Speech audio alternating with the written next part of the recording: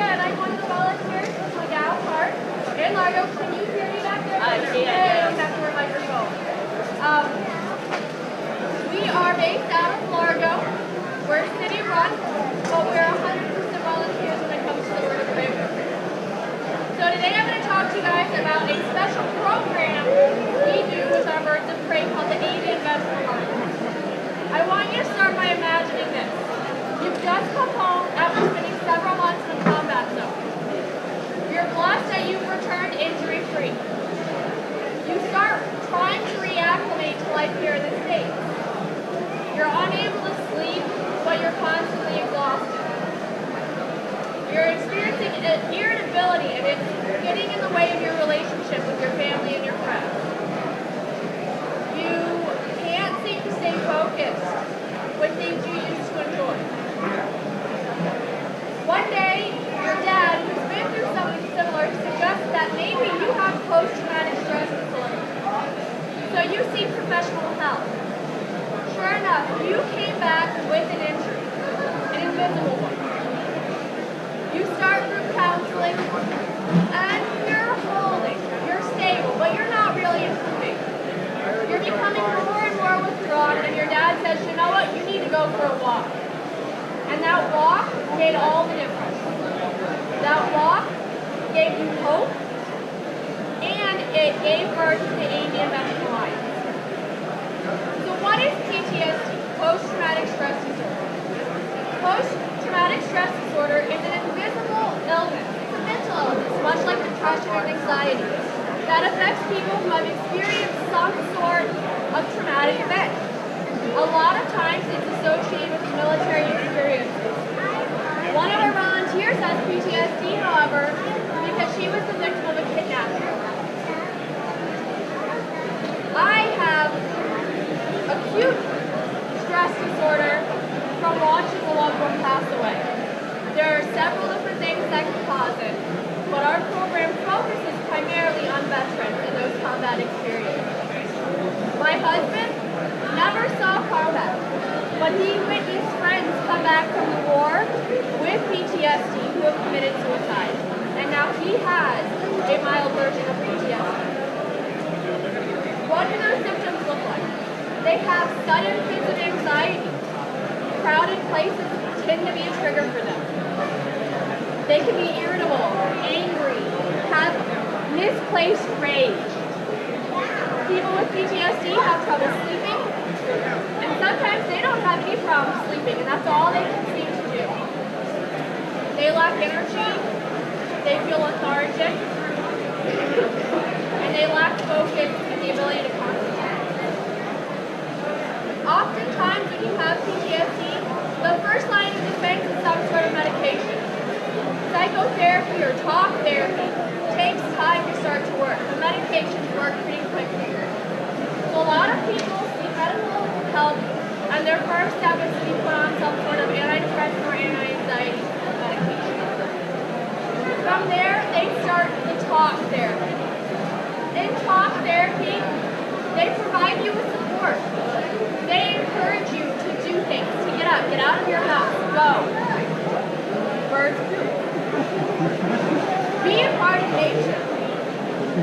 Get out and explore. Get exercise. And talk to other people. Build those social relationships. I want to tell you a story about 3 different people. The first is Patrick Bradley. He's the director of our program at the Narrows. He is our bird of prey master. He is also a Vietnam vet. He came back from the war, and while going through the process of being reintroduced to the States, they determined that he was not fit to be with the general population. He was angry. He was irritable. He didn't get along well with others. They needed to find some way, though, to get him back. They suggested that instead of going directly back into society, that he do an internship. They sent him to the mountains, where he got to work by himself and readjust and process what he had been through. In the mountains, his job was to tag bald eagles. He got physical exercise climbing up into their nests and banding the baby bald eagles. tracking them, looking at what they were eating, tracking their behavior. He came back much more well-adjusted. He got into falconry, which is the sport of hunting birds of prey, and became an environmental educator. Fast forward. More recently, his son returned to the war. Has PTSD, is in group therapy at Bay Pines, but is not adjusting well, and therapy is not enough. He's withdrawn and pushing everyone away. Dad said, grab a bird, go for a walk. Get out of the house. Went for a walk, spent several hours out, and came back feeling like he had a purpose again. He connected with the birds, connected with nature, got that exercise, and got his mind off of the things that were haunting him. He had a friend who survived a kidnapping. Told her, why don't you come for a walk with me? She was also experiencing PTSD. Together they walked and they began to heal. Talking about it in their group therapy, their therapist reached out to us and said, this seems to be working. What are you doing? And the Avian Veteran Alliance program was born. The first group of veterans went out to Boyd Hall Nature Park, where Patrick was working at the time. They saw the group of veterans, and they were improving. Today, Patrick Riley is our director at McGough Park in Largo at the Narrows Environmental Education Center. They are home to 9 different species of birds of prey, all with different disabilities. That's something somebody with a disability can empathize with. You look at Eugene, he's missing an eye. That's something they can relate to. Feeling like they're not whole, not able to do what they once could do. With that empathy, they begin to learn about birds of prey, learn about how to handle a bird of prey. They start with smaller species like the eastern screech owl. Once they're comfortable with that, they send them on a walk. We tell them, go, get lost. Our park's a bit loose. They can't get too lost. One way in, one way out. But they spend that time in nature, walking, getting that exercise, getting sunlight for the birds, sunlight for themselves, giving that bird the enrichment of being out and the exercise that they know to love.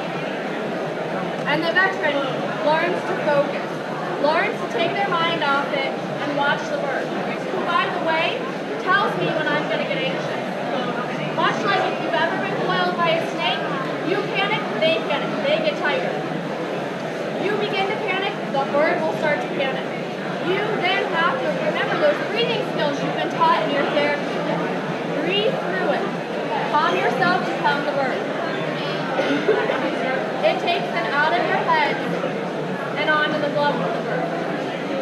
We have had over 1,800 veterans come through the program. We are working to expand it. We recently received a grant from Duke Energy, and that money is expanding our pathways and putting a zip line tether system so that veterans with other disabilities who may need mobility assistance can actually be supported from above and walk with the birds. Kaylee, one of our veterans, is a graduate student at USF doing the research in the therapeutic use of the birds to find hard data on how these birds are actually helping veterans. As they graduate, they can go all the way up to handling a bald eagle. Makes you feel whole again when you've got a 9-pound bird staring you in the face sitting on your lap. It gives them motivation to meet other people. It gives them something to talk about other than what they've been through. But a lot of the people they're meeting are fellow veterans. So when they're ready, it gives them an outlet. Someone that understands what they've been through and they can share that experience. We're also looking to start satellite locations. So working with other parks who can have things similar to this, we can start to work with things other than just Bay Pines. We've been reached out to by different TBI clinics for people with traumatic brain injuries and reteaching them skills through the bird of prey program. So as you can see, disabled birds of prey can be helpful to disabled vets and other individuals with disability and getting them used to society, get them reactivated and teach them coping skills. If you guys have any questions about ruffles or of the program, again, my name is Rita. Feel free to ask. You're more than welcome to take photos. If it's a bad photo of me, send it to Tanya. She'll put it on my Facebook for you. I actually have an album of bad